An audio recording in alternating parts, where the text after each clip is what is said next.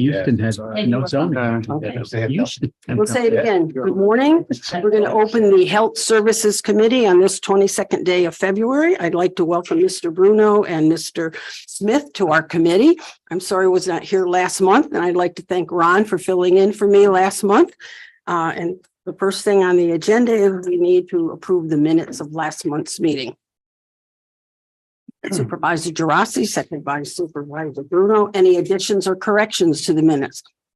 All right, if not, then we'll vote on that. All those in favor?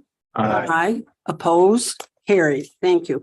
Office of the Aging does not have an agenda, but I did ask Dee if she would come and just give us a little idea of what was happening with the Salvation Army with that RFP that we've kind of seems like we've been discussing it forever, but I'd kind of like to see where we're at and see if she feels that they're making progress with that. So thank you, Dee, for coming. You're welcome. Good morning.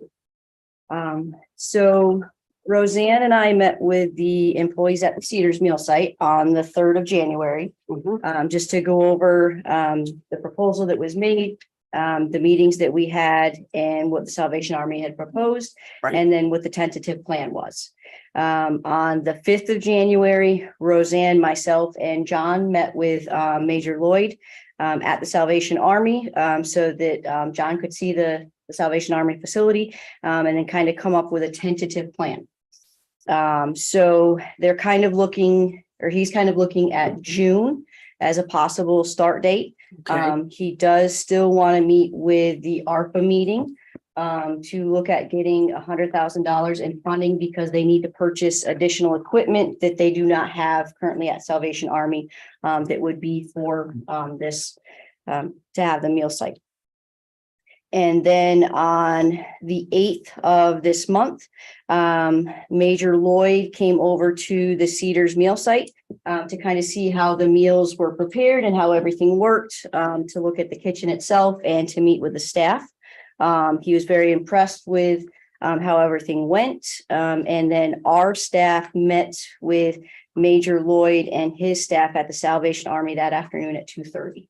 And Roseanne and I think it was you, actually spoke with some of the staff members the following day, and they seemed very enthusiastic. Good. After meeting with Major Lloyd and about the change overall. So it seems like everything is moving in the right direction. And that everybody is happy with it from what we can see as far as the staff goes. Oh, good. I'm happy to hear that. Any questions from the committee members? We aren't going to, drag it out, but if you had a question for Dee, this is the time to ask your question. The site in Glens Falls, it appears adequate as far as configuration and size and Yeah.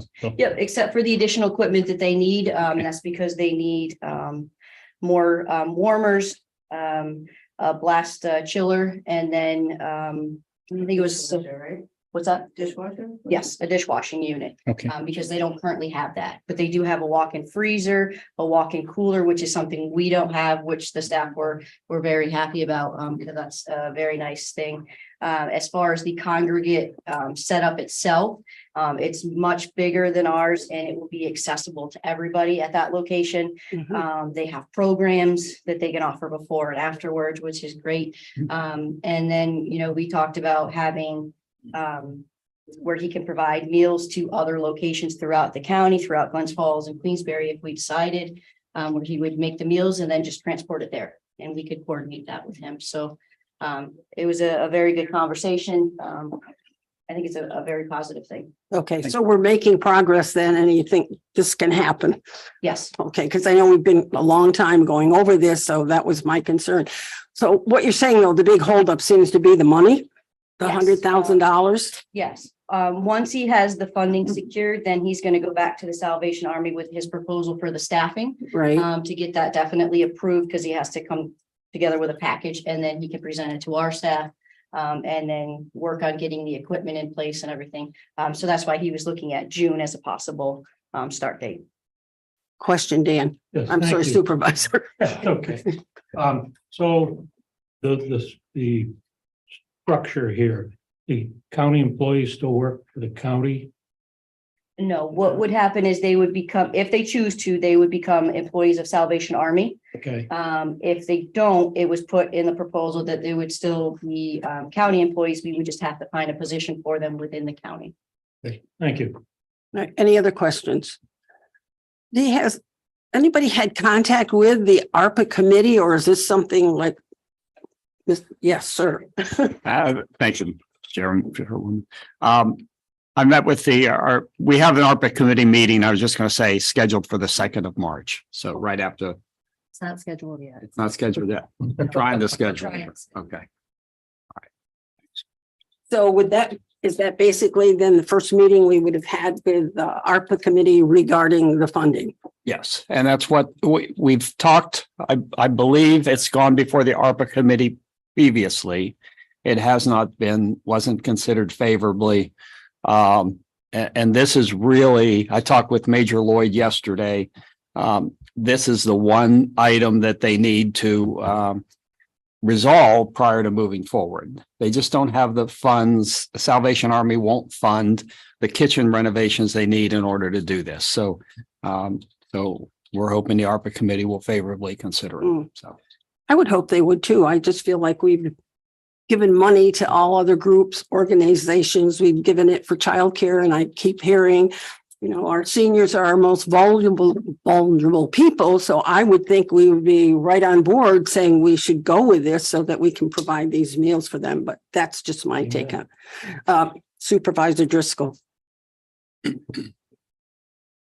Thank you, Chairwoman.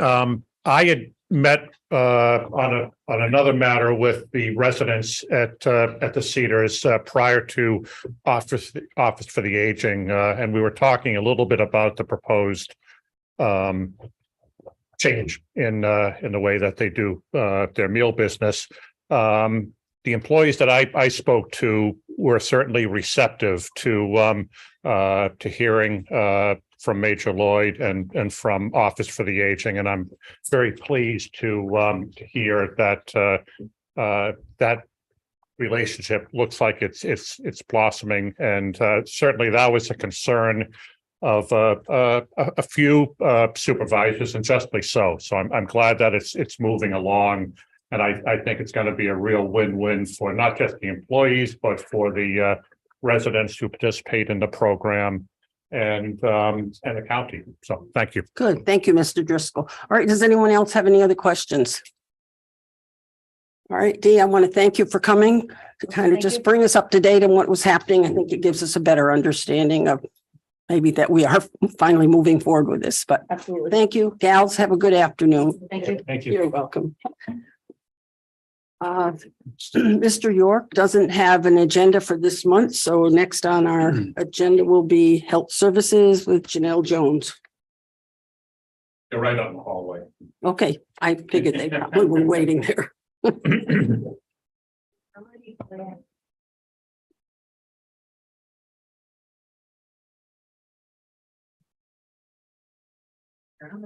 Thank you.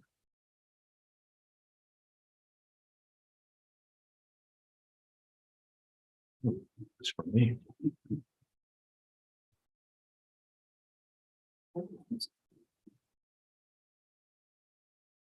Good morning, ladies.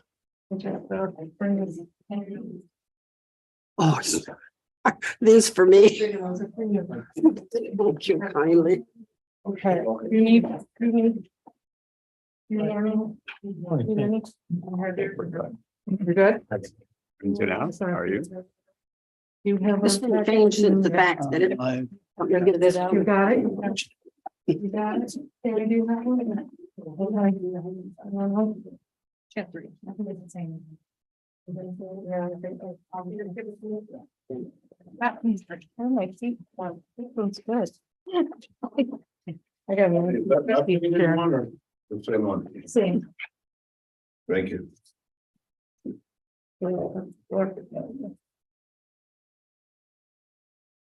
Hey, ladies, whenever you're ready, we're all set. It's nice to see you both. I'm sorry I missed you last month. That's right. Good morning, everybody. Hopefully it'll be nice and quick today. Yes. Our first resolution request is to amend Resolution 151 of 2020 to extend the contract date from March 15th of 21 to December 31st of 21, as requested by the State Health Department and Health Research Institute to receive payment for already vouchered items. This funding supplemented our public health emergency preparedness grant for COVID response. And although the grant is finished, New York State's requesting that we extend the date to cover vouchered expenses.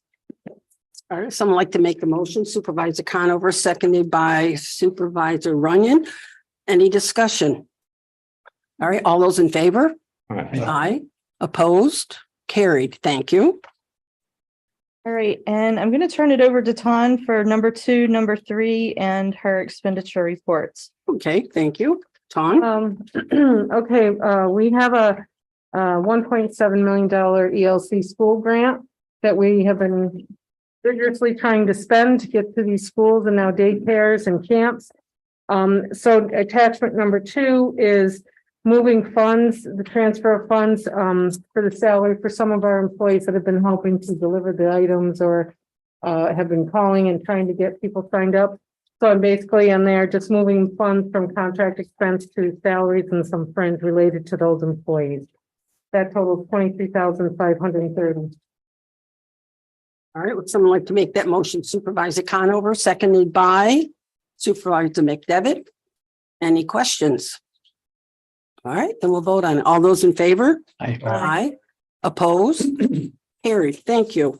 And resolution number 3 is to amend the budget. That was to transfer funds. And number 3, well, it's attachment number 8, is basically what I was saying. It's a $1.7 million budget, looking at what we spent year to date, looking at when I did the budget back in the summer, of course, we budgeted for $500,000, but I have a balance of $675,000, 621. So we're just amending the budget to add that because, since the campaign took off, at least I know in the last few weeks, we went from about 13 daycares interested, we're up to over 50 now.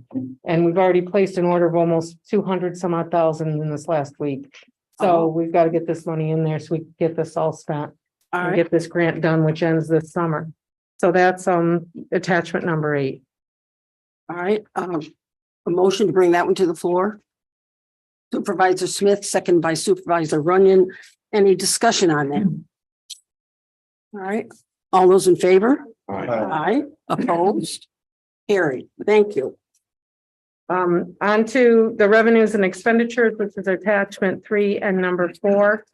Attachment 3, this was looking at our 2023. At this point, we know 2022 is not closed, but you'll see in the last column that'll always keep updating as numbers for 2022 keep going. Not much to really show in 2023, but is showing you down at the bottom again with salaries comparison, even with the changes that happened last year that we're right now at 6.25% of the budget. And last year at this time, we were at 8.41. So that's good to know that we're still a little under. Attachment number, just also to let you know regarding 2022, I just want to keep updating people that we have our preschool program, our WIC program, their food vouchers, that we still have to go, and those things will be probably around March or April before we get those final numbers. So we won't see them for a couple months. Okay, that is going to be reflective in last year's numbers. And then on attachment number 4, again, just a comparison of last year at this time to this year. And again, you'll see it's fairly almost identical when it comes to most everything else. We're only difference is about $4,000. And right now we just closed January, so that the revenues right now aren't being reflected either, but they weren't last year. So not really much yet to show yet in 2023. Understandable. Thank you. And our other attachments are Yep, go ahead. included if there's any questions. Otherwise, I think that's all we had. Oh, my word. Does any committee member have a question on the other attachments? Or do you have a question in general for Janelle? Do we were all finished with health services, Janelle? Like we're all done? Okay. Wow. All right, would someone like to make a motion to adjourn? Supervisor Smith, seconded by Supervisor Geraci. All those in favor? Aye. Aye. Any discussion?